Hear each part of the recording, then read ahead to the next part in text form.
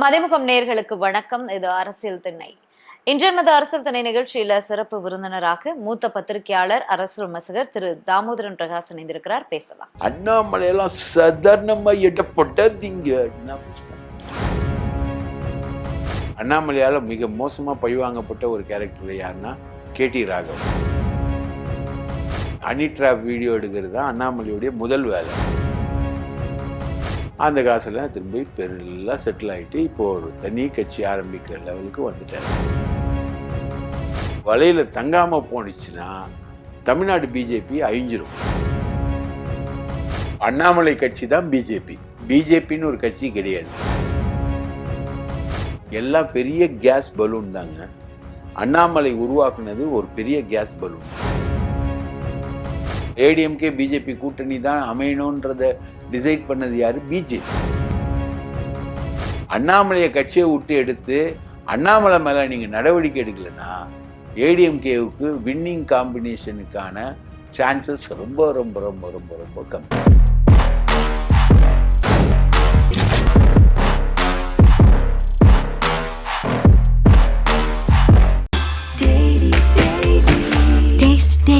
Taste the Daily. டயா booster சுகரை control பண்ணும், உங்க ஆரோக்கியத்தை மீட்டு தரும். சர்க்கரையை கட்டுப்படுத்துறதுக்கான எளிமையான வழிமுறை, இயற்கையான வழிமுறை. அனைத்து மருந்து கடைகளிலும் கிடைக்கும். அரசியல் திண்ணை நிகழ்ச்சி இணைந்தமைக்கு மகிழ்ச்சிங்க சார். மகிழ்ச்சி வித்யா மேடம். செங்கோட்டையன் அவர்கள் 5ஆம் தேதி நான் உங்ககிட்ட பேசுறேன், என்னுடைய வருத்தங்களை சொல்ல போறேன் அப்படின்னு ஒரு பேசியிருக்காரு. செய்தியாளர்களும் அவர் வெளியில் வரும்போதெல்லாம் பல கேள்விகளை கேட்குறாங்க. அதிமுக தலைமை மீது அதிருப்தியில் இருக்கீங்களா? திமுகவோடு கூட்டணி போகிறீங்களா? விஜயோடு இணைய போகிறீங்களா? புது கட்சி ஆரம்பிக்க போகிறீங்களா? அப்படின்னு 1000 கேள்விகளை கேட்குறாரு.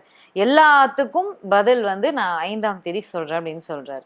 என்ன திடீர்னு மறுபடியும் 2வது முறையாக என்ன அதிருப்தி, என்ன ஆலோசனை கூட்டம், என்ன அறிவிக்க போகிறார்? அது ஒன்றும் இல்லைங்க. அதாவது ஒருத்தன் கால் இல்லைன்னு பிச்சை எடுத்துக்கிட்டு இருந்தான். நான் இவன் கால் இல்லைன்னு பிச்சை எடுத்துக்கிட்டு இருக்கான்னு ஒருத்தன் இப்படி தள்ளி விட்டான். 2 காலோடு ஏஞ்சி நின்னான். இதுதான் செங்கோட்டையன் அவரோட வாழ்க்கை பீரியடில் முழுக்க பார்த்தீங்கன்னா எத்தனை முறை அவர் பேசியிருப்பார். அவங்க பொண்டாட்டி எனக்கு தெரிஞ்சு நாங்கள் எல்லாரும் ஜெயலலிதா கான்வாயை வாட்ச் பண்ணிக்கிட்டே இருக்கோம். ஒரு அம்மா எப்போவுமே வரும் போவோம். அந்த கோர்ட்டு கேஸ் சம்மந்தமான அலைச்சல் இருக்கும்பொழுது அந்த அம்மாவுக்கு தான் கேஸுக்கு பஞ்சம் இல்லையா, அந்த அம்மா வாட்ச் பண்ணிக்கிட்டே இருப்போம். போயஸ் கார்டனில் நிற்கிறது தான் வேலை. அப்போ வாட்ச் பண்ணும்போது ஒரு அம்மா எப்போவுமே பாஷாக நிற்கும். ஒரு 4 நாள் நின்றுச்சு. எப்போவுமே ஜெயலலிதாவுடைய பயணம் அப்படி போகும்போது அது பார்த்துக்கிட்டே போகும். யாராவது வித்தியாசமாக நிற்கிறாங்கன்னா அவங்கள கூப்பிட்டுப்பான். ஒன்று வித்தியாசமாக நின்னா விவேக்கு ஃபோட்டோ எடுத்து அவன் கூப்பிடுவான், இளவரசியோட பையன். அது அவனுடைய பொழுதுபோக்கில் ஒன்று. ஜெயலலிதா முக்கியமாக யாராவது நிற்கிறாங்களான்னு கூப்பிடும். அப்போது செங்கோட்டையன் ஒய்ஃபை கூப்பிட்டு கேட்குது, ஏம்மா நான் நீ செங்கோட்டையன் ஒய்ஃப் தானே? ஆமாம்மா. நான் உன் வீட்டில் உட்காந்து சாப்பிட்ருக்கேம்மா. நீ போயஸ் கார்டனில் நான் வரும்போது 3 நாளாக நிற்கிறே ஏம்மா அப்படின்னு. ஒன்றும் இல்லை மேடம், அவர் வீட்டுக்கு சரியாக வர்றதில்ல, டிரைவர் வீட்லேயே படுத்து கிடக்கிறாரு, அவரை வீட்டுக்கு வர சொல்லுங்க. அவ்வளோதான். கடன்னு ஜெயலலிதா விசாரிக்கும் போது இவருடைய லீலைகள்லாம் தெரிய வருது. அவர் அந்த லீலைகள்லாம் பயங்கர பேண்ட் ஷர்ட் போட்டுன்னு போயிடுவார். வேஷ்டிலாம் கழட்டி விட்டு. நம்ம டி நகர் சத்யான்னு ஒருத்தர் இருக்கார், அவர் பூனேக்கன் புவனேஸ்வரியோட ரொம்ப க்ளோஸ். அவர் அந்த மாதிரி விஷயங்களில் டி நகர் கோடம்பாக்கம்னா உங்களுக்கு தெரியும், அதில் இவரை கூட்டிகிட்டு போயிடுவார். இப்போ வரைக்கும் அவர் அதில் இதுதான் அந்த மாதிரி சொன்னது தான். விசாரித்தா அண்ணனோட லீலைகள்லாம் தெரிய வந்தது. டிரைவரோட மனைவியோட பிரச்சனை இருக்குன்னு தெரிய வந்தது. உடனே மாவட்ட செயலாளர் பதவி பறிப்பு, மந்திரி பதவி பறிப்பு, எல்லாம் டக்குன்னு பறிச்சுது. அப்போது செங்கோட்டையன் பேசலை. அப்போ பேசியிருக்கணும் செங்கோட்டையன், ஏன் பறிச்சாங்க அப்படின்னு. அது பேசவே இல்லை. ரைட்டுங்களா?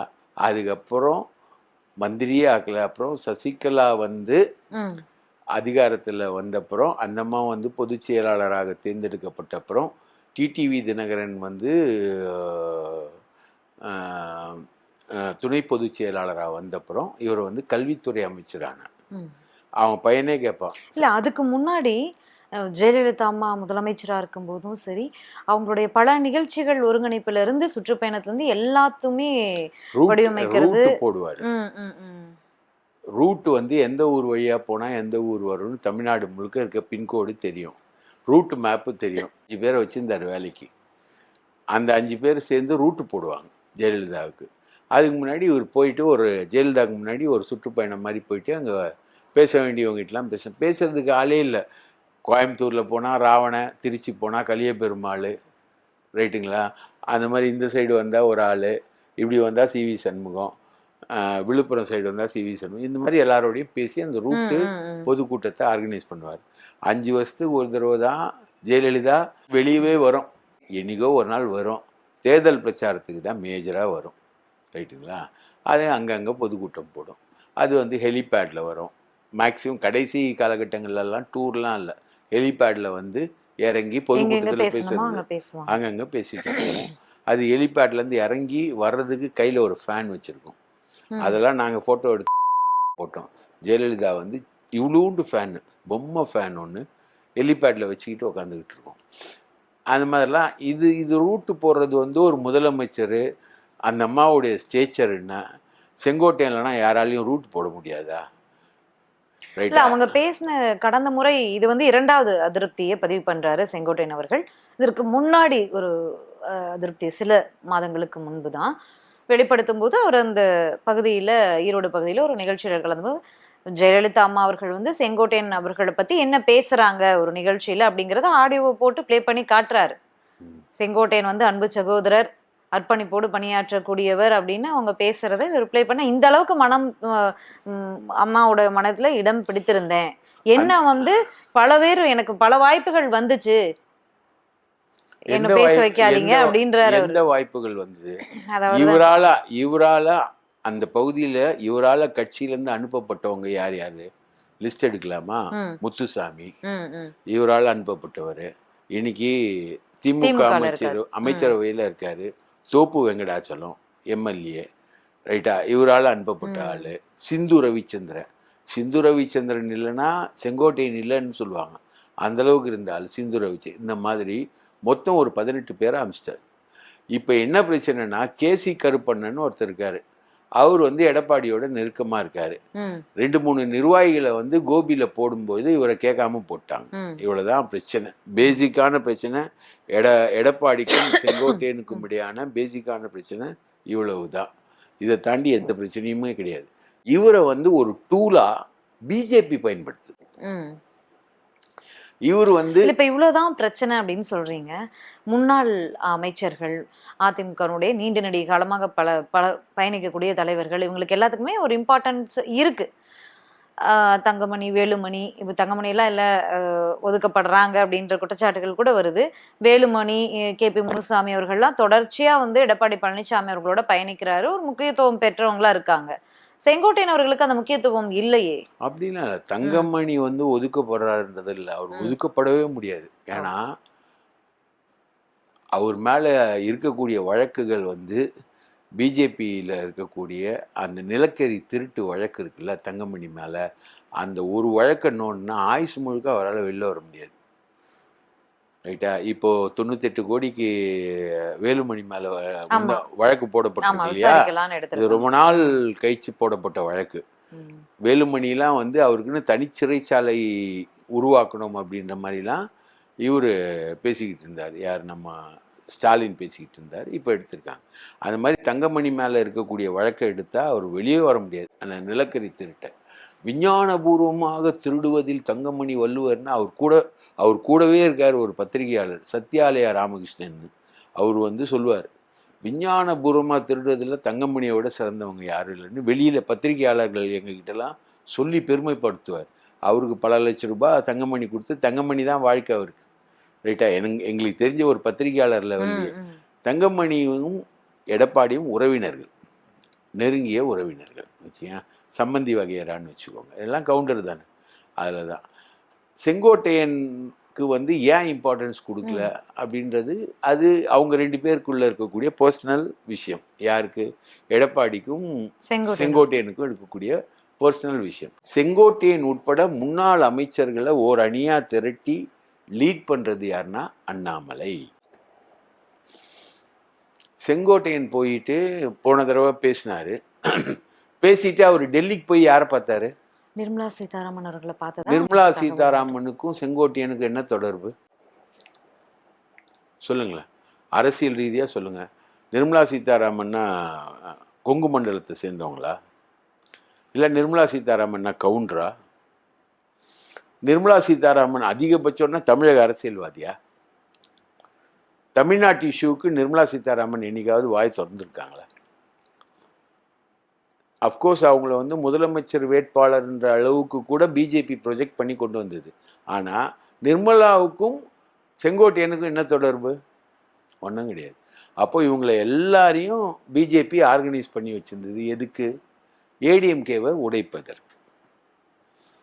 இல்லை, இப்போ இவர் மேலே இபிஎஸ் அவர்களுக்கு என்ன முரண்பாடு இருவருக்கும் இருக்குன்னு நீங்கள் சொல்கிற மாதிரி 5ஆம் தேதி அவர் சொன்னால் தெரியும். சொல்லாமல் அவர் மேலோட்டமாக பேசிட்டு போனால் அப்பயும் தெரியறதுக்கு வாய்ப்பில்லை. ஆனால் இந்த எம்பி எலெக்ஷனில் தோல்விகளை கண்ட பிறகு நம்மளே பேசியிருக்கோம், சில மணிகள்லாம் இணைந்து போய் சேலத்தில் எடப்பாடி பழனிசாமி அவர்களை பார்த்து பேசிட்டு வந்தாங்க. கட்சியை ஒன்றிணைக்கணும், இப்படியே போனால் நல்லதில்லை அப்படின்லாம் பேசினாங்க. அதற்கு வந்து அவ்வளோ தூரம் பேசியும் அவர் ஒத்துக்கலை அப்படிங்கிறதெல்லாம் வந்து நம்ம நம்மளே முன்னாடி பேசியிருக்கோம். அதில் செங்கோட்டையன் அவர்களும் இருந்ததா தான் தகவல் இருக்கு. அப்போ இவர் மேல மட்டும் ஒதுக்கப்படுவதற்கும் முக்கியத்துவம் அளிக்கப்படாமல் இருப்பதற்கும் இவர் மேல மட்டும் இவ்வளோ ஒரு விஷயமா நடந்துக்கிறது என்ன இவர் காரணம்? மேல முக்கியத்துவம் அளிக்கப்படாமல்லாம் இல்லை. நீங்க தமிழகம் முழுவதும் சுற்றுப்பயணம் போறாரு, இன்னொரு அவரோட பகுதிக்கு போகல. போகும்போது எந்த பகுதியிலுமே அவர் வந்து கலந்துக்கிற மாதிரி இல்ல. எந்த பகுதியிலுமே யாரும் கலந்துக்கலன்றதுதான் எடப்பாடி சுற்றுப்பயணத்தோட மகத்துவமே. இந்த முறை வேலுமணி மட்டும்தான் கோவை பகுதிகளில் வந்தார். பாக்கி எந்த பகுதிகள்லையும் யாருமே கிடையாது. சிவி சண்முகம் கொஞ்சம் விழுப்புரம் அந்த பகுதியில் வந்தார். பாக்கி அவர் போகக்கூடிய பகுதிகளில் லோக்கல்ல இருக்க மாவட்ட செயலாளர்களும் லோக்கல்ல இருக்க நிர்வாகிகளுக்கு தான் மரியாதை. உதாரணத்துக்கு எம்சி சம்பத்தை விட சத்யா பன்னீர்செல்வம்ன்ற ஒரு கவுன்சிலருக்கு தான் பண்ருட்டியில மரியாதை. அவங்க கூட்டின கூட்டம் இருக்கு பாருங்க, கடல் மாதிரி, மாநாடு மாதிரி. விஜய் மாநாடு ஒரு 5 மடங்குன்னு வச்சிங்கன்னா அதில் 1 மடங்கு அவங்க அங்கே கூட்டினாங்க. நான் ப்ராக்டிக்கலாக பார்த்தேன். அதை பார்த்தப்போ அந்த க்ரௌடை பார்த்தோன்னே மிரட்சியாக இருந்தது எனக்கு. அவ்வளோ க்ரௌடு. அதாவது எடப்பாடியோட இந்த வாட்டி டாக்டிக்கல் லைன் என்னன்னா, இந்த இந்த மணிகள் ஒலிகள் 2 மணி அடித்தாதான் சிஎம்மை பார்க்க முடியும்னு தங்கமணி வேலுமணி 2 மணி அடித்தாதான் சிஎம்மை பார்க்க முடியும்னு சிவி சண்முகம் முன்னாடி சொன்னதாக ஒரு சொல் இருக்குது. ரைட்டுங்களா? இப்போ டிஎம்கேல சொல்கிறாங்க இல்லையா, நாங்கள் உதயசூரியனுக்கு தானே வாக்கு போட்டோம், உதயச்சந்திரனுக்கா ஓட்டு போட்டோம் அப்படின்ற மாதிரி ஒரு சொலவாடை வந்து திமுகவில் வரக்கூடிய இப்போதைய சொலவாடை. அன்னைக்கு வந்து எடப்பாடி ஆட்சியில் இருந்த சொலவாடை வந்து 2 மணி அடித்தாதான் முதல்வரை பார்க்க முடியும் அப்படின்றது அன்னைக்கு இருந்த சொலவாடை. பத்திரிகையாளர்களுக்கு நல்லா தெரியும். நான் இப்போ இந்த சேனல் மதிமுகம் சேனல் மூலமாக ஒன்று பிரேக் பண்ணுறேன்.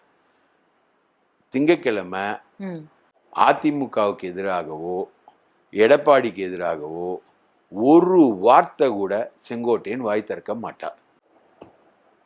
கடந்த முறையும் அதே தானே சார் பண்ணாரு. அதிருப்தியை பதிவு பண்ணாரு, ஆலோசனை கூட்டம் நடக்குதுன்னாரு, அப்புறம் இல்லைன்னு மறுத்தாரு. மேடைகளில் 2 மேடைகளில் ஏறி பேசும்போது இபிஎஸ் அவருடைய பெயரையே ஸ்கிப் பண்ணாரு, பேசவே இல்லை. என்னை வந்து பேச வச்சிடாதீங்க அப்படின்லாம் வந்து பேசினாரு. வீடியோ போட்டு ப்ளே பண்ணி காட்டினாரு. அப்புறம் டெல்லி போயிட்டு வந்தாரு. என்ன பண்ண போறாரு அப்படின்னு பதட்டத்துல பார்த்தா வந்து அப்புறமா சுமூகமாகி மாவட்ட செயலாளர்கள் கூட்டத்தில் போய் கலந்துக்கிட்டாரு, சட்டமன்றத்துல பேசிட்டாரு, முடிஞ்சு போச்சு. இப்ப மறுபடியும் அதிருப்தி பண்றாரு, மீண்டும் அதே மாதிரி தான் போவாரா? அவருக்கு இந்த முறை சீட்டு கொடுக்க மாட்டாங்க. கேட்டா ஒண்ணு அவருக்கு சீட்டு கேட்கிறாரு, இல்லைன்னா சத்யபாமான்னு ஒரு எம்எல்ஏ அந்த அம்மாவுக்கு ஒரு சீட்டு கேட்கிறாரு. 2 சீட் தான் அவர் கேட்கிறாரு. இந்த முறை வந்து செங்கோட்டையனுக்கு சீட்டு கிடையாது. ஏன் முன்னாள் அமைச்சர் இவ்வளோ நீண்ட நெடிய காலமா பயணிக்கக்கூடிய ஒரு தலைவர், அதிமுகவுல அறியப்படக்கூடிய முகங்கள்ல அவரும் ஒருவரா இருக்காரு. ஏன் அவருக்கு சீட்டு கொடுக்க கொடுக்க கூடாது? மாட்டாங்க. அப்ப அவருடைய அதிருப்திக்கு காரணம் இதுவாக கூட இருக்கலாம். அதுதான் அதுதான் அவருடைய அதிருப்திக்கு காரணம். அவருக்கு சீட்டு கிடைக்காது, ரைட்டுங்களா? அதுக்கான ஆட்கள்லாம் அவங்க தயார் பண்ணிட்டாங்க. அந்த கோபிச்செட்டிப்பாளையம்ன்ற தொகுதி வந்து கவுண்டர்கள் தொகுதி கிடையாது, அது நாடார்களோட தொகுதி. 60% பாப்புலேஷன் நாடார்கள் தான், கவுண்டர்கள் கிடையாது. ரொம்ப நாளாக எம்எல்ஏவாக இருந்து அவர் ஒன்றும் பெருசாக அங்கே கிழிக்கவும் இல்லை. இவர் வந்து 5ஆம் தேதி ஒன்றும் பேச போகிறதும் இல்லை. இது பற்றி எடப்பாடி தரப்புலேருந்து செங்கோட்டையன் கிட்ட பேசிட்டாங்க, என்ன பேச போகிறீங்கன்னு. நீங்கள் வந்து எடப்பாடியை எதிர்த்தோ அதிமுகவை எதிர்த்தோ ஏதாவது பேசுனீங்கன்னா நல்லா இருக்காது அப்படின்ற இது வந்து எடப்பாடி தரப்புலேருந்து எச்சரிக்கையாகவே செங்கோட்டையனுக்கு கொடுக்கப்பட்டு விட்டது. நான் அதெல்லாம் பேச மாட்டேன்னு செங்கோட்டையன் தரப்புலேருந்து பதிலும் பெறப்பட்டது. அப்புறம் எதுக்காக சார் இந்த ஸ்டண்ட்டு தான் அது. இப்போ இன்னொரு ஸ்டண்ட் இப்போ டெல்லியில் நடந்துகிட்டு இருக்குல்ல, பாஜக ஆலோசனை கூட்டம் தமிழக தலைவர்கள்லாம் போயிருக்காங்க. அதில் அண்ணாமலை கலந்துக்கிறாரா? இல்ல, அவர்கள் வந்து ஏதோ ஒரு பள்ளி நிகழ்ச்சியிலயோ ஆசிரம நிகழ்ச்சியிலயோ கலந்துக்கணுன்ற காரணத்திற்காக அவர் போகலன்னு சொல்றாங்க. தமிழ்நாட்டை பற்றி அவ்வளோ பெரிய டிஸ்கஷனு ஜேபி நட்டா, அமித்ஷா, மோடி வரைக்கும் உட்காந்து ஒரு டிஸ்கஷனில் வானதி சீனிவாசன் இருக்காங்க, பொன்னார் இருக்காரு, நயினார் நாகேந்திரன் இருக்காரு, எல்முருகன் இருக்கிறாரு, மற்றும் நம் உறவினர் எல்லாருமே போயிருக்காங்க சார். ஹெச் ராஜா அவர்கள் வரைக்கும் எல்லாருமே போயிருக்காங்க. ஏன் சார், ஏன் மேடம் போல? ஆசிரம நிகழ்ச்சியில ஒண்ணுல கலந்துக்கணும் அப்படிங்கிறதுக்காக. அது என்ன சங்கராச்சாரியாரோட ஆசிரமமா? என்ன ஆசிரமம்? இல்ல தர்மஸ்தலாவா? இவர் எஸ்பியா இருந்தார, நூற்றுக்கணக்கான கொலைகள் சோளிங்கர் பகுதியில் இருக்கக்கூடிய ஒரு ஆசிரமத்தினுடைய நிகழ்ச்சியில அண்ணாமலை அவர்கள் கலந்துக்கிறாரு, அதன் காரணமாக தான் போகலன்னு தகவல். விஷயம் என்னன்னா, அண்ணாமலை வந்து ஒரு தனி கட்சி ஆரம்பிக்கிறதுக்கு எல்லாத்தையும் தயாராக்கிட்டார்.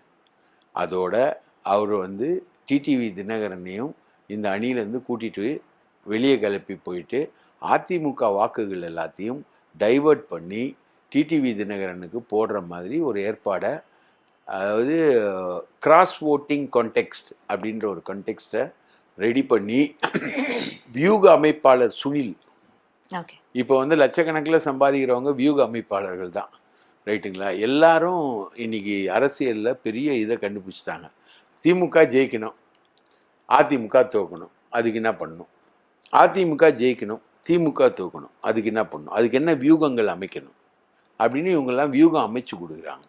அந்த வியூகங்களுக்காக அதிமுக திமுக ரெண்டு கிட்டேருந்தும் கோடிக்கணக்கில் பணம் வாங்கிக்கிறாங்க.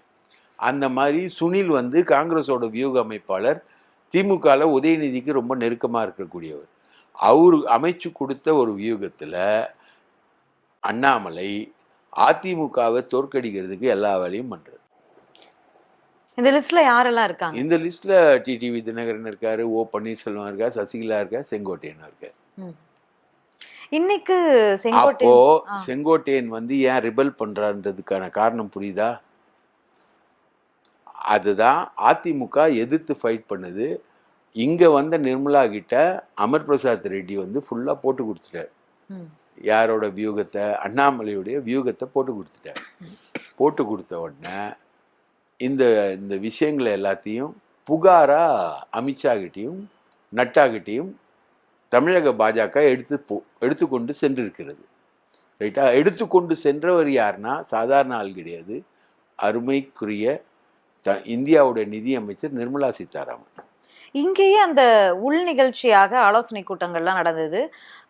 கட்சியினர், பாஜக கட்சியினரோடு மத்திய நிதியமைச்சர் நிர்மலா சீதாராமன் அவர்கள் தலைமையில் அங்கேயே வந்து பெயரை சொல்லாம ரொம்ப காட்டமா வந்து கண்டித்ததாகவும் திட்டியதாகவும் செய்திகள் வந்து அது எந்த அளவுக்கு? அதுதான் உண்மை, அதுதான் உண்மை. காட்டமா திட்டினதா நாளிதழ் மட்டும்தான் செய்தி போட்டிருக்கு.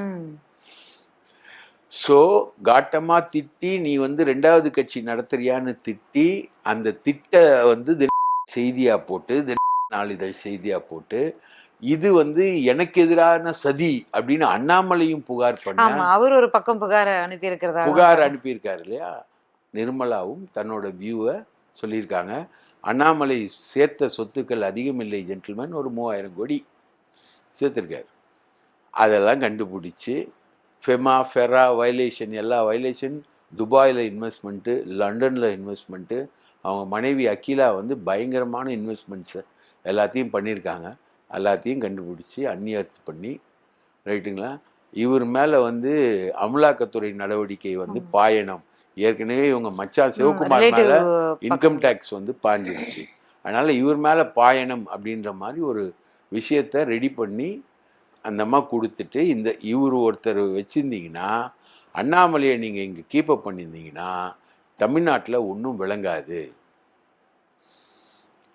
அவருக்கு சென்ட்ரலில் தேசிய செயலாளர் பதவி கொடுக்கணும், H. ராஜா கொடுத்த மாதிரி. இல்லைன்னா தேசிய பொதுச் செயலாளர் பதவி கொடுக்கணும், BL சந்தோஷ் கொடுத்த மாதிரி. BL சந்தோஷோட ஃபார்முலாவில் CT ரவி கர்நாடகத்தில் ஃபெயிலியர், ரைட்டா. அதே தர்மஸ்தலாவுக்கு சப்போர்ட் பண்ணிகிட்டு இருக்க CT ரவி கர்நாடகத்தில் ஃபெயிலியர். அண்ணாமலை தர்மஸ்தலாவுக்கு பக்கத்தில் SPRன்னு அந்த மர்மங்களெல்லாம் தெரிஞ்சுக்கிட்டு பிஜேபிக்குள்ளே வந்த இந்த நபர், இவரும் ஃபெயிலியர். இவரும் வந்து கட்டு சோட்டில் பெருச்சாள். BL சந்தோஷோட 2 ஃபைண்டிங்ஸ் அவுட்டு, கேரளாலையும் அவுட்டு, ரைட்டா. அதே நேரத்தில் CP ராதாகிருஷ்ணனோட ஃபைண்டிங் தான் ஆந்திராவில் Chandrababu Naidu, Pawan Kalyan success, 20 seats, 6 seat வந்து பிஜேபி சக்ஸஸ். ஸோ BL சந்தோஷோட ஃபைண்டிங் அவுட்டு. அந்த ஃபைண்டிங் ஜெயிச்சு கவர்மெண்ட்டே திரும்பி வர்றதுக்கு காரணமாக CP ராதாகிருஷ்ணன் இருந்தனால தான் அவருக்கு துணை ஜனாதிபதி பதவி. அப்பவுமே அவர் சொல்லிட்டார், மோடிக்கு நேராக மூஞ்சிக்கு நேராக சொல்லிட்டார், தெரியுமா CP ராதாகிருஷ்ணன், தமிழ்நாட்டில் நம்ம வந்து 20 சீட்டு ஜெயிக்க போகிறோம், பாதிக்கு பாதி 10 சீட்டு பிஜேபி ஜெயிக்க போகுது, தெரியுமா உங்களுக்கு? ஒரு சீட்டு ஜெயிச்சேன்னா நான் மொட்டை அடிச்சுக்கிறேன் அப்படின்றது CP ராதாகிருஷ்ணனோட ஸ்டேட்மெண்ட் மோடிக்கிட்ட. தமிழ்நாட்டை நம்பாதீங்க, நம்ம ஆந்திராவில் கான்சென்ட்ரேட் பண்ணுவோன்னு வெங்கையா நாயுடுவும் CP ராதாகிருஷ்ணனும் இணைஞ்சு சந்திரபாபு நாயுடு கிட்ட பேசி, அது வரைக்கும் பிஜேபி சப்போர்ட் பண்ணியிருந்த ஜெகன்மோகனை வித்ட்ரா பண்ணிவிட்டு அவங்க வெற்றி பெற்று ஆட்சி அமைத்த வரலாறு தான் பிஜேபியோடைய வரலாறு, ரைட்டுங்களா. இதுதான் அண்ணாமலை தனி கட்சி தொடங்குறதுக்கான எல்லா வேலைகள்லையும் வந்துட்டார். அவர் வந்துட்டு கூடவே டிடிவி தினகரனையும் கூட்டிகிட்டு போகிறார். டிடிவி தினகரனுக்கு என்ன பிரச்சனை? லண்டன் ஹோட்டல் கேஸு, ஜெயலலிதா ஆட்சி காலத்தில் 91-96 ப. சிதம்பரம் போட்ட கேஸு, ஃபெமா, காஃபி போசா, சோஃபம் போசா, இத்தனை இருக்குது அதுக்குள்ள. அந்த கேஸை வந்து அப்படியே வச்சுன்னுக்குறாங்க. அந்த கேஸை நவுத்துறதே கிடையாது, அப்படியே வச்சுக்கின்னு தினகரனோட ஆசை வந்து அரசியல் பண்றதுல. நமக்கு தெரிஞ்சதெல்லாம் IT, ED, இப்போ வந்து லேட்டஸ்ட்டாக PMLA வரைக்கும் தான் நமக்கெல்லாம் தெரியும். சாரி, எங்க தமிழ்நாட்டில் இருக்கிறவங்களுக்குலாம் தெரியும். இதெல்லாம் என்னன்னு கொஞ்சம் சொன்னீங்கன்னா நல்லா இருக்கும். காஃபி போசான்றது வந்து அந்நிய செலவாணியில் ரொம்ப மோசமாக குற்றம் பண்ணுறவங்க காஃபி போசா. அதுக்கு மேலே குற்றம் பண்ணுறவங்க சோஃபம் போசா. சோஃபம் போசா வந்து சசிகலா வந்து இன்னைக்கு ஒரு 5.5 லட்சம் கோடி வச்சுருக்காங்க. 5.5 லட்சம் கோடியும் இலங்கை தமிழர்கள் மூலமாக உலகம் ஃபுல்லாக கொண்டு போயிட்டு அவங்க முதலீடு பண்ணியிருக்காங்க. அதுக்காக தான் நடராஜன் வந்து இலங்கை தமிழர்களுக்காக பயங்கரமாக நடராஜனும் நெடுமாறனும் கொந்தளிப்பாங்க. இலங்கையில் நடந்த அந்த மக்களுக்கு நிகழ்த்தப்பட்ட அநியாயம் இருக்கு இல்லையா, போர்க்குற்றங்கள் அடிப்படையில் கொத்து கொத்தா அந்த மக்கள் கொன்றொழிக்கப்பட்டாங்களே, அதை பற்றி அவங்க கவலைப்படவே இல்லை. அவங்களுக்கு பணத்தோட மறுமுதலீடு. இன்னைக்கு எந்த சொத்து யார் கையில் இருக்குது, எப்படி இருக்குது அப்படின்னு சசிகலா கூட தெரியாது, தினகரனுக்கு தெரியும். அவர் வந்து அரசியல்வாதியே கிடையாது டிடிவி தினகரன். அவர் வந்து ஃபுட்பால் ஸ்டேடியத்தோட ஒரு ஹோட்டலை வாங்கியிருக்கார் லண்டனில். அந்த ஹோட்டல் கேஸு, அந்த கேஸ் வந்து பெருசாக எடுப்படல, அது அப்படியே வச்சுருக்காங்க. எப்போனா தினகரனை பிடிச்சி அமுக்கலாம் அப்படின்னு. 2வது ரெட்டை இலைக்கு லஞ்சம் கொடுத்த வழக்கு, சுகேஷ் சந்திரசேகர் வழக்கு. இதெல்லாம் 91-96 ரிப்போர்ட்டராக இருந்த எங்களை மாதிரி ஆட்களுக்கு தான் என்னென்ன கேஸில் இவங்க மாட்டியிருக்காங்க அப்படின்றது தெரியும்.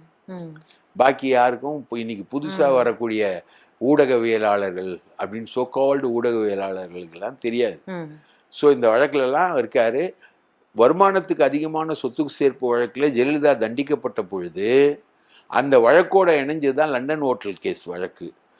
அதில் வந்து வருமானத்துக்கு அதிகமான சொத்து சேர்ப்பு வழக்கில் A1 Jayalalithaa, A2 Sasikala, A3 இளவரசி, A4 சுதாகரன், A5 தினகரன்.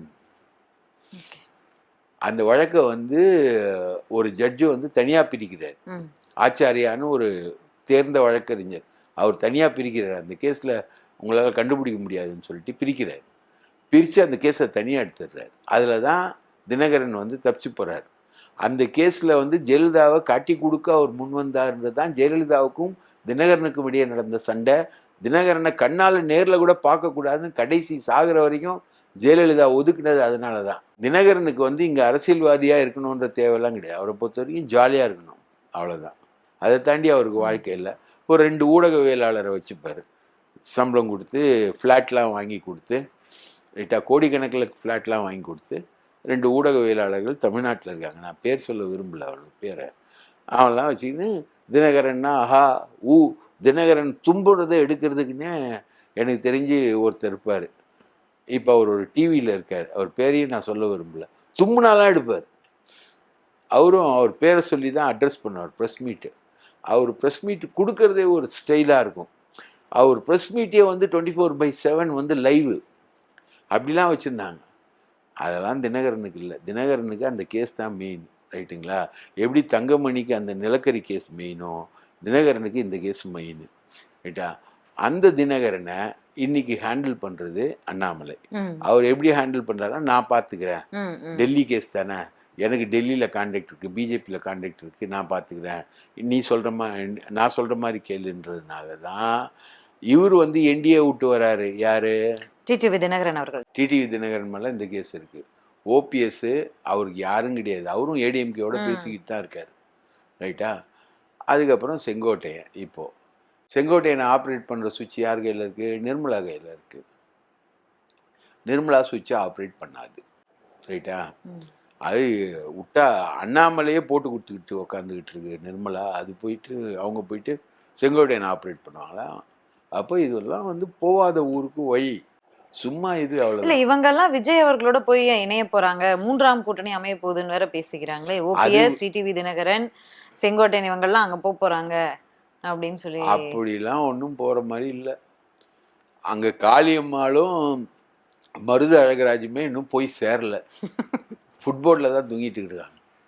அதெல்லாம் விஜயெல்லாம் சேர்த்துக்க மாட்டார். இதுங்களெல்லாம் சேர்த்துக்கிட்டு இல்லை கூட்டணிக்கு வந்தா, கூட்டணிக்கு வர்றதுக்கும் இவர் ஒரு கட்சி ஆரம்பிக்கணும்ல. யாரு? செங்கோட்டை. ஓபிஎஸ் ஆதரவாளர் ஒருவர் எம்எம்முகான்னு அவர் ஒரு கட்சி வச்சிருக்காரு. எப்பனாலும் அவர் வந்து அதெல்லாம் பேசிக்கிட்டு இருக்காரு. ஓபிஎஸோட பையன் தான் பேசிக்கிட்டு இருக்காரு, ரைட்டா? ஓபிஎஸ் இந்த சைடு பேசிக்கிட்டு இருக்காரு. அது மரியாதையாக வந்து இந்த சைடு அணைஞ்சிட்டாங்கன்னா ஒன்றும் பிரச்சனை இல்லை. எடப்பாடி தன்னோட கிரவுண்டை ப்ரூஃப் பண்ணிட்டார். 100 தொகுதிகளுக்கு மேலே போய் தான் யார் அப்படின்றத ப்ரூஃப் பண்ணிட்டார். இப்போ தென் மாவட்டங்களில் தான் சுற்றுப்பயணத்தில் இருக்கார். அங்கே எல்லாரையும் ஆர்கனைஸ் பண்ணி நிற்க வச்சுடுவார்.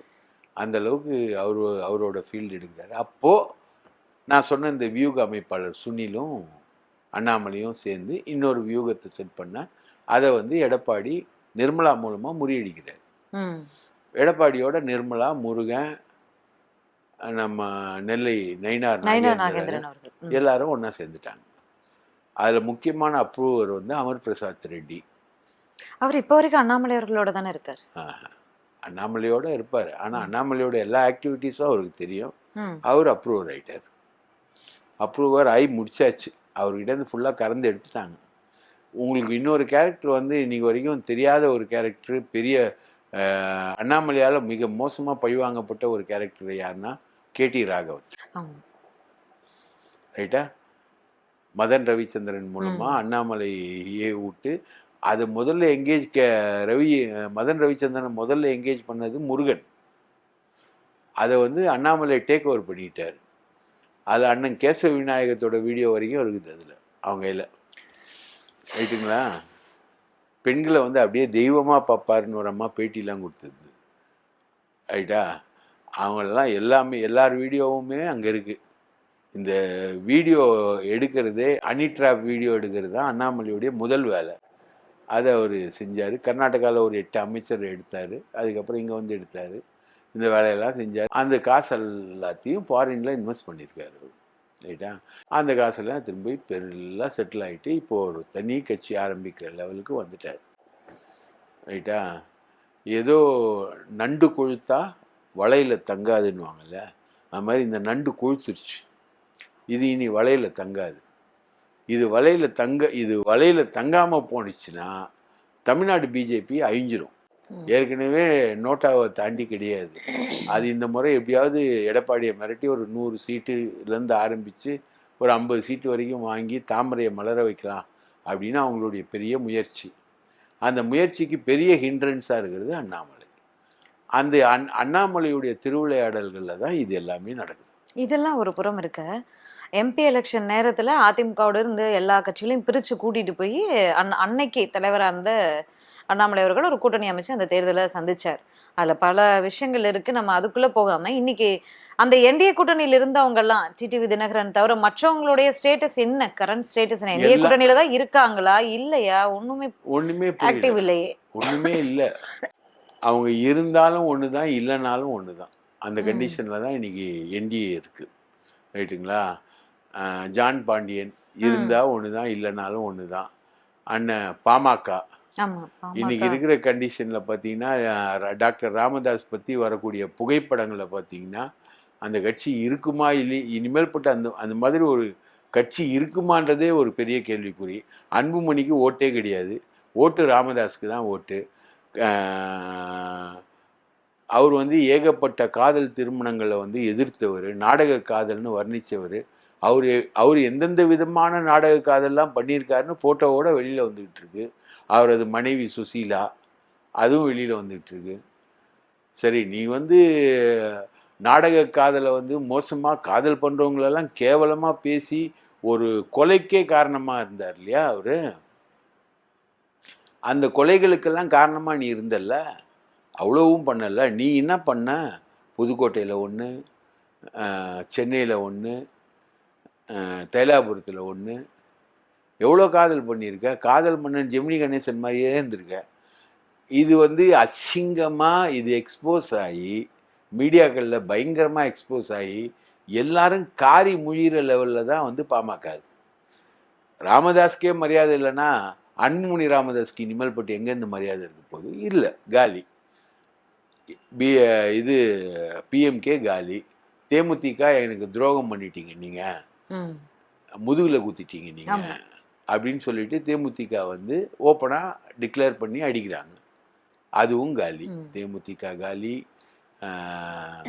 பாமக காலி, ஜான் பாண்டியன் கட்சி, கிருஷ்ணசாமி கட்சி, எல்லா கட்சியும் காலி.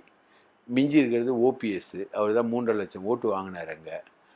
டிடிவி தினகரன் அவரையும் அண்ணாமலை நவுத்தி அவரையும் இப்போ நடுத்தருக்கு கொண்டு வந்துட்டான். டிடிவி தினகரனும் வெளில வந்துட்டார்.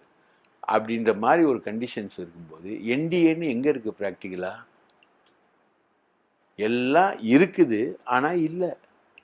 என்டிஏ கூட்டணி நாங்கள் ஆட்சி அமைப்போம், அதுவும் அதிமுக தனி பெரும்பான்மையோடு இந்த 2026 ஆட்சி அமைப்போம்னு எடப்பாடி பழனிசாமி அவர்கள் சுற்றுப்பயணம் ஆரம்ப நாள்லேருந்து இப்போ வரைக்கும் தொடர்ச்சியாக பேசிட்டு ஏங்க.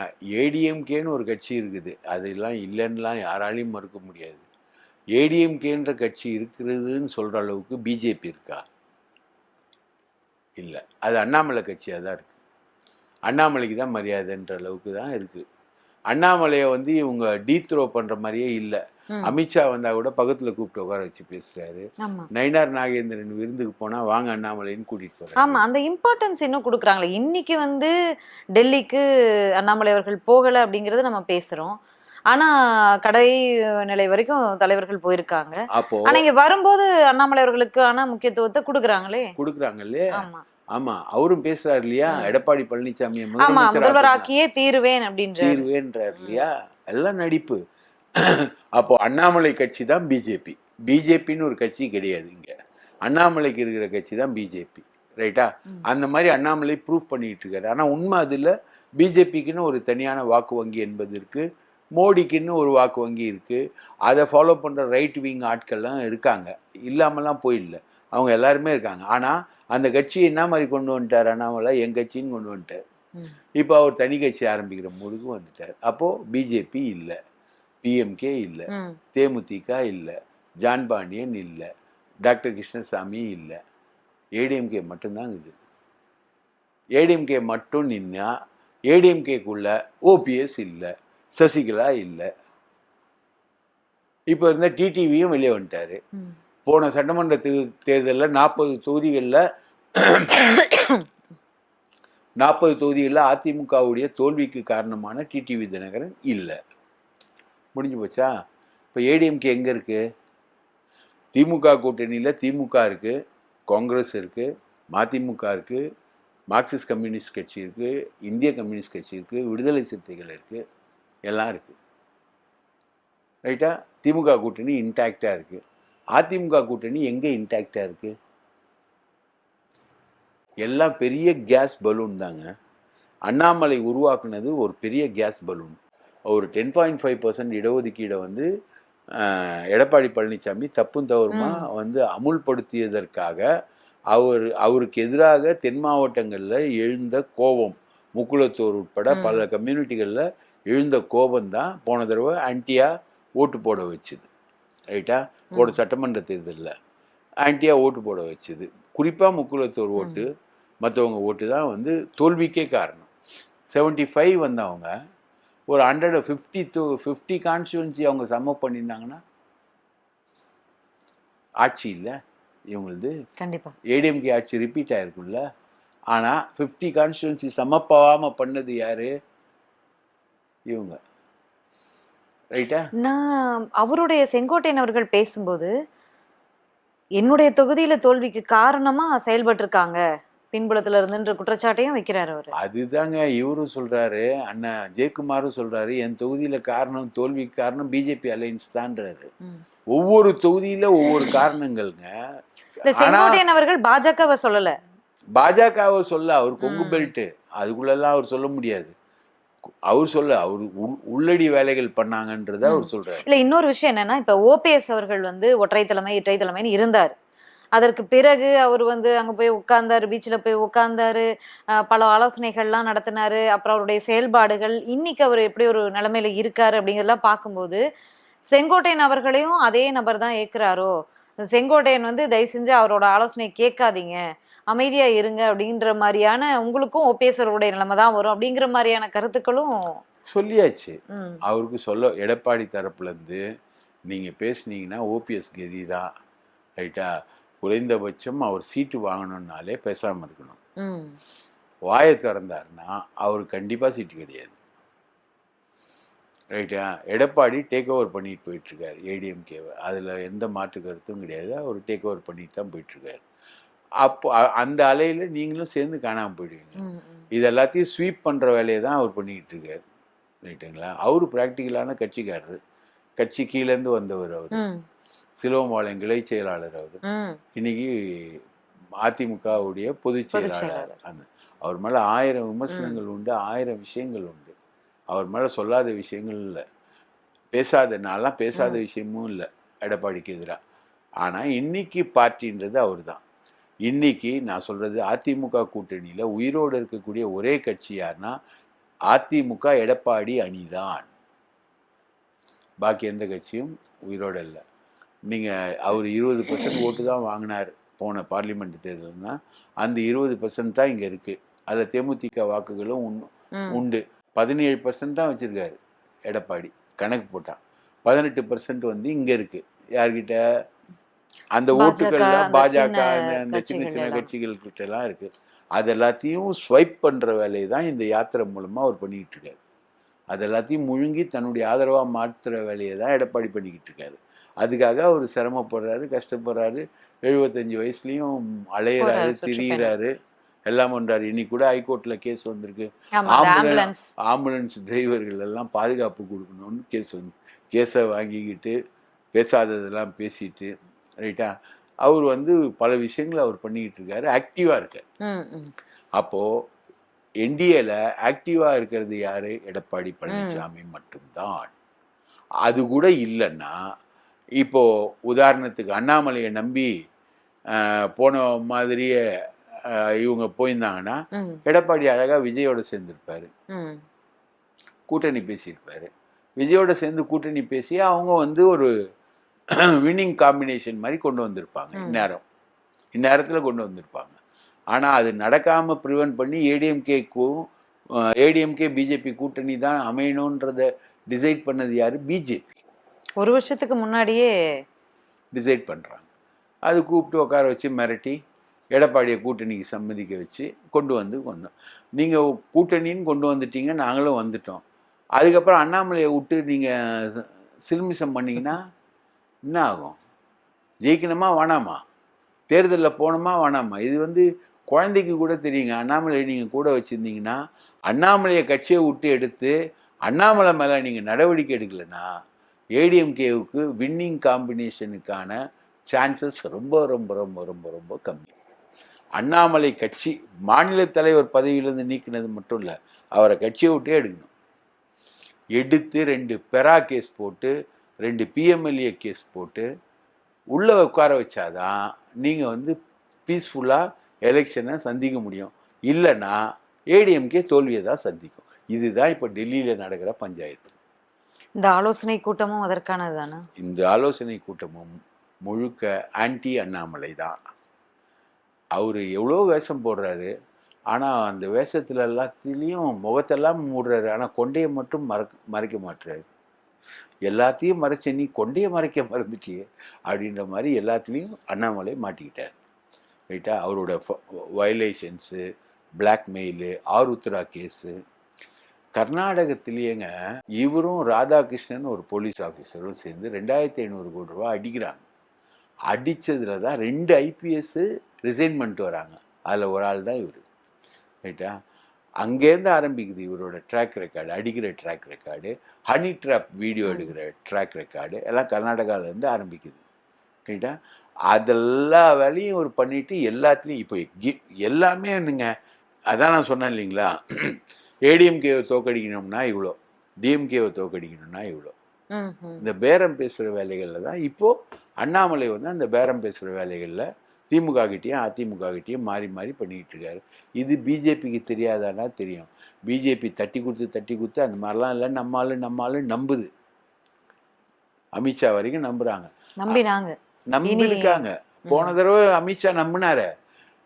20 நாடாளுமன்ற தேர்தலோட அந்த 20 சீட்டு ஜெயிப்போன்னு நம்பினாங்களே. 10 சீட்டு பிஜேபி ஜெயிக்கும்னு எத்தனை வியூக அமைப்பாளர்கள், ஊடக நீங்க எல்லாம் பேட்டி எடுப்பீங்களே, ஊடக விற்பனர்கள்லாம் சொன்னாங்க. அண்ணாமலைன்னா சாதாரணம் இல்லை. எனக்கு தெரிஞ்ச மணின்னு ஒருத்தர் பயங்கரமா சொன்னார், அண்ணாமலையெல்லாம் சாதாரணமா எடப்பட்டீங்க அப்படின்னு பேசினாரு. பாண்டே பேசினாரு. அவர் இப்ப வரைக்கும் பேசிட்டு தான் சார் இருக்காரு. அண்ணாமலைலாம் சாதாரணம் இல்லை, அதெல்லாம் ஒண்ணுமே கிடையாது. கேஸ் பேக் எல்லாம் போற கட்டிங் தான், பெய்டு. அவங்கெல்லாம் எப்படி டிடிவி தினகரன் தனக்காக பேய் பண்ணி இன்னைக்கும் ஊடக வியூக அமைப்பாளர்னு சில பேர் வச்சிருக்காரு, அது மாதிரி பெய்டு தான் அண்ணாமலை. அவங்க தான் பில்டப் கொடுத்துக்கிட்டு இருக்காங்க. அந்த பில்டப் இருக்கும். அந்த பில்டப்பை அண்ணாமலை மேல கடுமையான நடவடிக்கைகளை பாஜக எடுக்காவிட்டா தமிழ்நாட்டில் என்டிஏ பல தொகுதிகளில் டெபாசிட்டை இழக்கும். நன்றி சார், நன்றி. உங்களுடைய நேரத்துக்கும் கருத்துக்களுக்கும் மிக்க நன்றி. வாய்ப்பளித்ததற்கு மிக்க நன்றி. இன்றைய நமது அரசியல் தனி நிகழ்ச்சியில சிறப்பு விருந்தினரோடு பல்வேறு கேள்விகளை பகிர்ந்திருந்தோம். மீண்டும் சந்திக்கலாம். நன்றி, வணக்கம்.